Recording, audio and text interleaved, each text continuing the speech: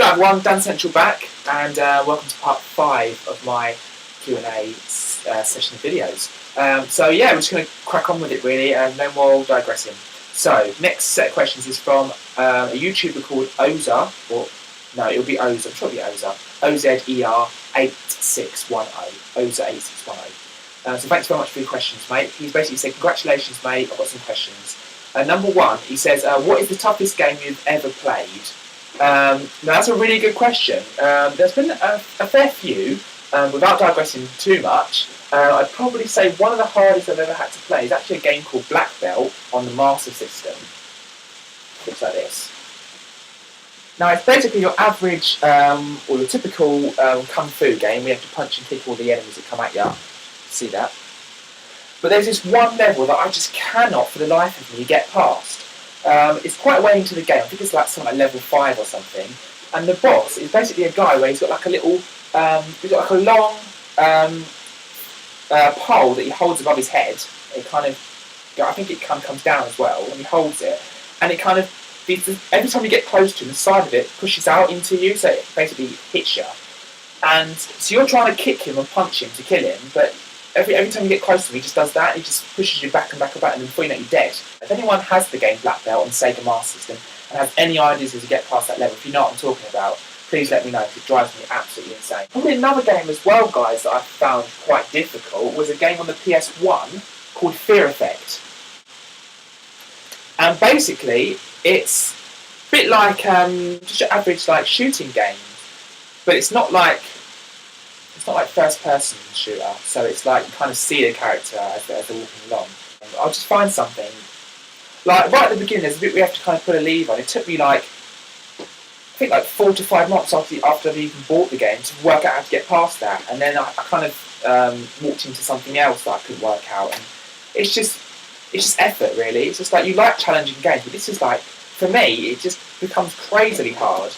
And then probably the only other one, really, on a different console, is a game on the Xbox 360, and that would be Devil May Cry 4.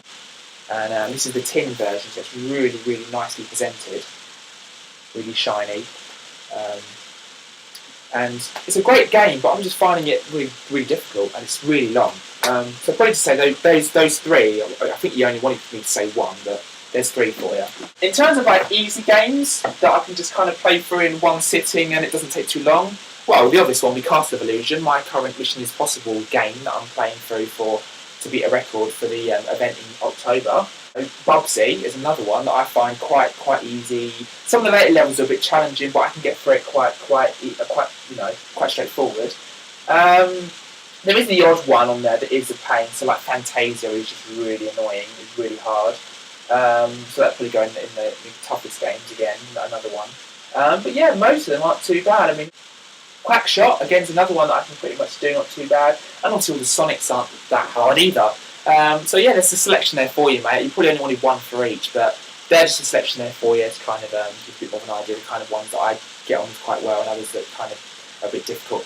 I even once rented out on the PS1 Scooby-Doo and the Cyber Chase, and there's a level where I couldn't get past it. There was like, you kind of come towards like a rock or something. It's like a series of steps, but there's like at the bottom of it, and you can't climb up because it's too big, and you can't get around it because there's barriers everywhere. And I remember sort of playing that when I rented it when it was out, all that time ago, and just thinking, how the hell do I get past that? So that's another game again that I can't remember exactly the level because it's ages since I played it, but again that's another one that just drove me insane. I kind of ended up taking it back to Blockbuster. I was only renting it. I kind of took it back to Blockbuster sooner than it was due back because I just got off the wall with it. Alright, so the next question, the first question was what's the toughest game, the second question is what's the easiest game, so that's both of them covered. The third and final question, have you ever seen Rocky 4? And if so, what do you think of the soundtrack?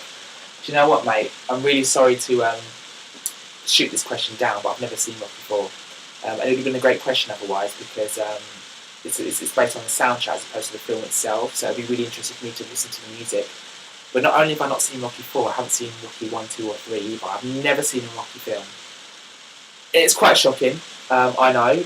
Like, it's one of those classic things where everyone's kind of supposedly seen it, like Die Hard, for example, Pulp Fiction. I really wish I could comment on that one, mate, but I can't. So apologies about that. And again, just thanks very much for your questions. Really appreciate it.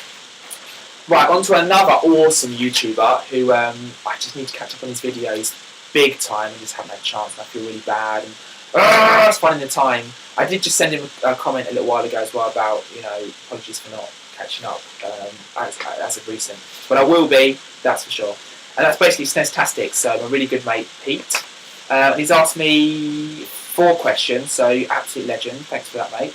And basically, he said, congratulations on the 800 subs, Dan. Really great to see your channel getting bigger. So, cheers for that. And basically, his first question is, what are your thoughts on the Wii U and the PS Vita? Okay, so basically, these are 2 new consoles that have been announced now that are planning to be released either late this year or early next year. So it's the new console from Nintendo and then the new one from Sony. Now, to be honest, I hadn't really heard much about either console before I actually noticed this question, so it kind of spurred me on to kind of quickly go and do some research. And having done some research, they both look pretty cool and they sound pretty good. But I just don't know if I want to kind of get either of them, because for me, the Nintendo Wii still kind of does me fine. I still need to play it a bit more. So if I'm not playing the Wii too much at the moment, there's no point getting the Wii U because that'll probably sit on the shelf as well. I just need to get the Wii out, really. And the same with the PSP. I mean, I found it again the other day, and I've showed it obviously in one of the parts now. And I played it for quite a bit, and then I put it down and not put it up again for a little while. So I don't want to kind of spend all that money and then play it for a while and then kind of leave it. So, but what I did find out was really, really interesting. I mean, with the Wii U, for example, it's due for release in 2012. It's going to be the 6th console from the 6th home console from Nintendo to be released. It's the first console to ever be released from Nintendo that will produce 1080p high definition graphics. It's got a new controller with It's got a new controller with an embedded touchscreen, which allows the player to continue a gaming session by displaying the game even when the TV is off. Yeah, that's what I realised.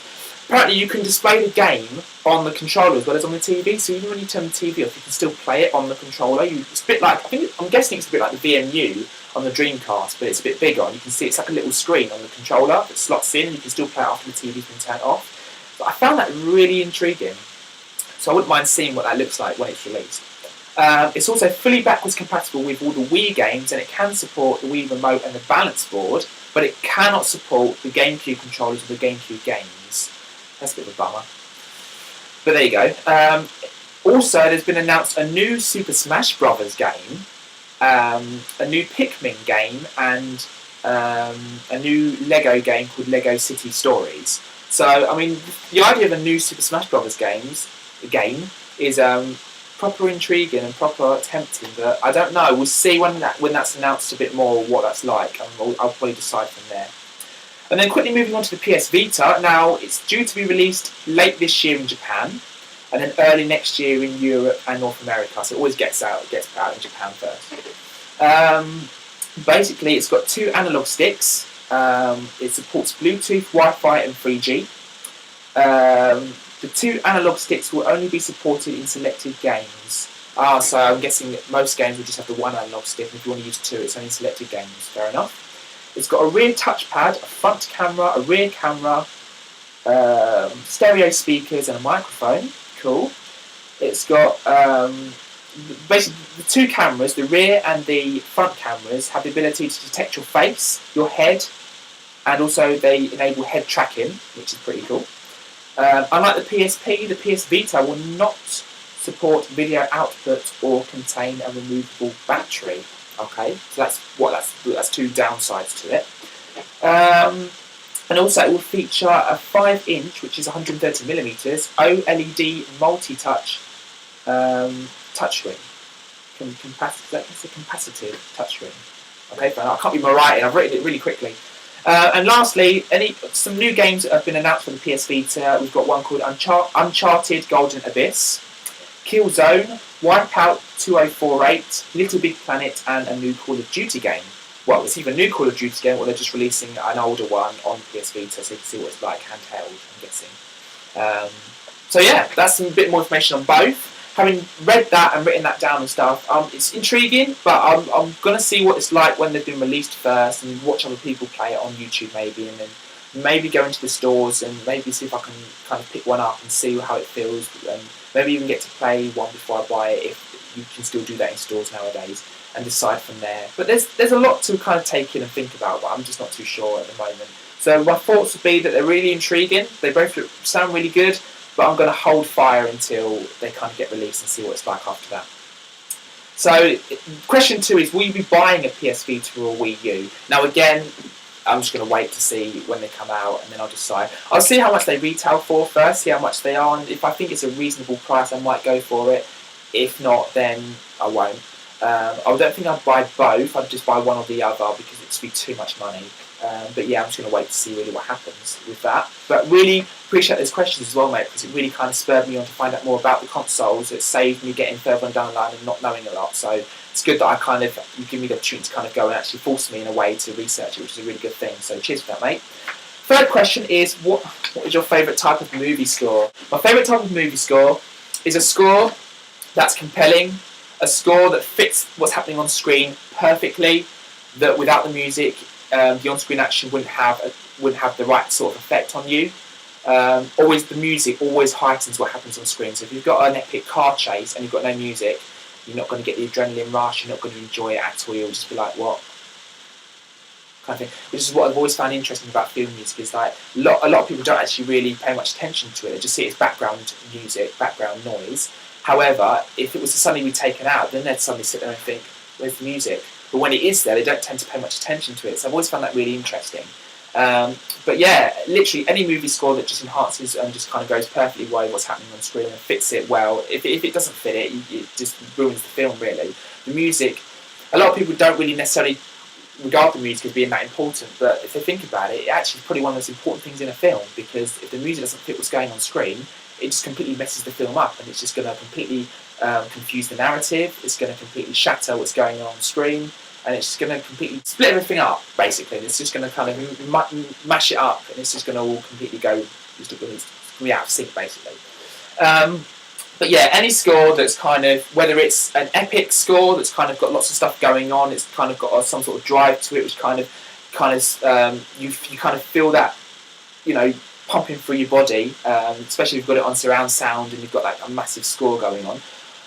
Or, on the other hand, I like obviously both epic scores and beautiful scores. So anything that's, whether it's a sci-fi score that's got like robotic and like special effects sounds in it, or whether it's just a score that's got lovely like grand string sections where it's just beautiful to listen to, and whether it's kind of triggers like loads of different feelings and emotions within you, or it just kind of it's just really lovely to listen to, really. It just kind of makes you feel at peace and you just think, that was awesome. So it doesn't have to be an epic, because you can listen to an epic soundtrack and be like, whoa, that was awesome, wow. But then you can also listen to a beautiful soundtrack and then it can have the opposite effect, but you still kind of feel similar things. So you can kind of, it'll be nice and quiet and nice and like serene and like, really lovely and atmospheric to listen to, and you just kind of think, yeah, that was awesome.